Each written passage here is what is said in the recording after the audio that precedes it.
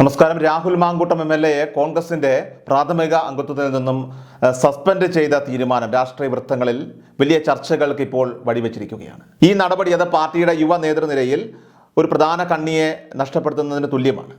നിയമപരമായിട്ടുള്ള നടപടികൾക്ക് പകരം ഒരു ചാനലിലൂടെ മാത്രം പരാതി ഉന്നയിക്കുന്നതിലുള്ള ഉദ്ദേശം ഏറെ സംശയത്തിലാഴ്ത്തുന്നു. ഒരു എംഎൽഎയെ പാർട്ടിയിൽ നിന്ന് പുറത്താക്കിക്കൊണ്ട് തങ്ങളുടെ ശക്തി തെളിയിച്ചുവെന്ന് റിപ്പോർട്ടർ ടിവി അവകാശപ്പെടുകയാണ്. എന്നാൽ കോൺഗ്രസ് നേരിടുന്ന യഥാർത്ഥ പ്രതിസന്ധി മനസ്സിലാക്കാൻ ചില നേതാക്കൾക്ക് ഇനിയും സാധിച്ചിട്ടില്ല. റിപ്പോർട്ടർ ടിവി തുടർച്ചയായിട്ട് കോൺഗ്രസിനെ ദുർബലപ്പെടുത്താനും പ്രതിച്ഛായ തകർക്കാനും ശ്രമിക്കുന്നത് എല്ലാവർക്കും വളരെ വ്യക്തമാകുന്നതാണ്.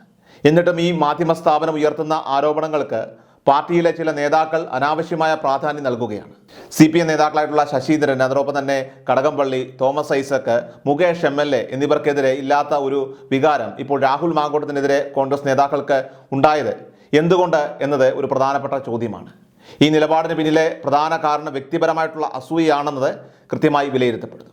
മാങ്കൂട്ടത്തിനെതിരെ പോലീസിലോ കോടതിയിലോ ഔദ്യോഗികമായി ഒരു പരാതിയും ഇല്ലാത്ത സാഹചര്യത്തിൽ മാധ്യമങ്ങളുടെ മാത്രം ആരോപണങ്ങളെ മുൻനിർത്തി അദ്ദേഹത്തിനെതിരെ ഇപ്പോൾ നടപടിയെടുത്തത് ശരിയായിരുന്നില്ല.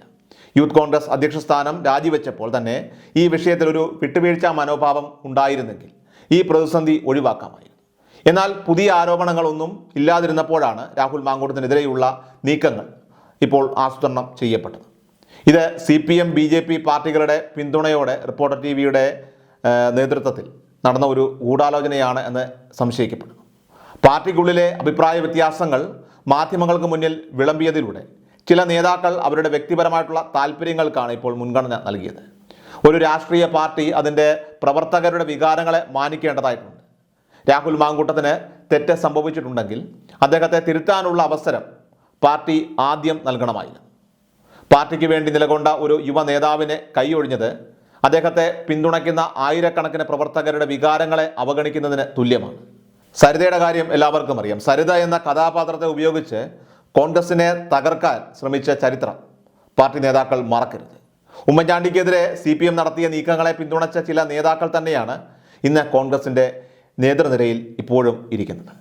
അതേ തന്ത്രം തന്നെയാണ് ഇപ്പോൾ മാങ്കൂട്ടം MLAയോടും സ്വീകരിച്ചിരിക്കുന്നത്. KC Venugopal, PC Vishnunath, Hibi Eden, AP Anilkumar തുടങ്ങിയ നേതാക്കൾക്കെതിരെ സരിത ഉന്നയിച്ച ആരോപണങ്ങളെ പാർട്ടിക്ക് കൈകാര്യം ചെയ്യാൻ കഴിയാതെ പോയത് തീർച്ചയായിട്ടും ആഭ്യന്തര തർക്കങ്ങൾ മൂലമാണ്. ഒരു പരാതി പോലും ഇല്ലാതിരുന്നിട്ടും ഇപ്പോഴത്തെ രാഹുൽ മാങ്കൂട്ടത്തിനെതിരെ തിടുക്കപ്പെട്ട് ഈ ഒരു നടപടിയെടുത്തത് കോൺഗ്രസിന്റെ ദൗർബല്യമാണ് കാണിക്കുന്നത്. ഈ വിഷയത്തിൽ പാർട്ടിക്കൊപ്പം നിന്ന ഒരു നേതാവിനെ സംരക്ഷിക്കാൻ കഴിയാതെ പോയത് തീർച്ചയായിട്ടും നേതൃത്വത്തിൻ്റെ പരാജയമാണ്. ഇത് കോൺഗ്രസിൻ്റെ ശക്തി ക്ഷയിപ്പിക്കുന്നതിനും റിപ്പോർട്ടർ ടിവിയുടെ അജണ്ട വിജയിപ്പിക്കുന്നതിനും കാരണമായി എന്ന് തന്നെ പറയാം. അതുകൊണ്ട് തന്നെ ഇതിന് പിന്നിൽ തീർച്ചയായിട്ടും ഒരു രാഷ്ട്രീയ അജണ്ടയുണ്ട് എന്നത് കരുതേണ്ടി വരും. തെരഞ്ഞെടുപ്പിന് ഇനി കേവലം 8 മാസങ്ങൾ മാത്രമൊക്കെ ശേഷിക്കെ UDF MLAമാരെയും യൂത്ത് കോൺഗ്രസ് പ്രവർത്തകരെയും ലക്ഷ്യമിട്ട് പിണറായിയുടെ ദുർഭരണം ജനങ്ങൾക്ക് മുന്നിൽ തുറന്നു കാട്ടാനുള്ള ശ്രമങ്ങൾ തകർക്കുന്നതിനുള്ള ഒരു തന്ത്രമാണ് ഇപ്പോൾ വന്നത്. പരാതികളോ തെളിവുകളോ ഇല്ലാത്ത ഇത്തരം ആരോപണങ്ങളെ അടിസ്ഥാനരഹിതമായിട്ടുള്ള നുണകളായിട്ട് മാത്രമേ കാണാൻ കഴിയുകയുള്ളൂ.